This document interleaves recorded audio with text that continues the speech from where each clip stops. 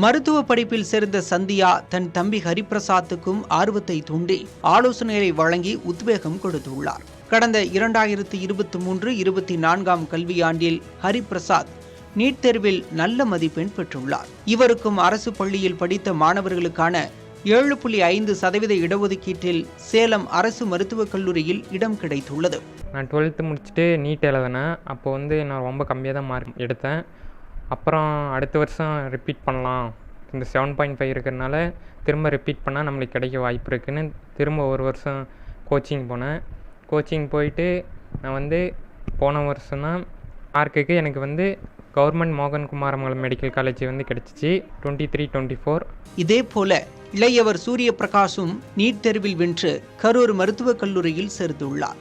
ஏழை குடும்பத்தை சார்ந்த மாணவன் என்பதால் நீட் பயிற்சிக்கான கட்டணத்தை ஆசிரியர்களே செலுத்தி படிக்க வைத்துள்ளனர்.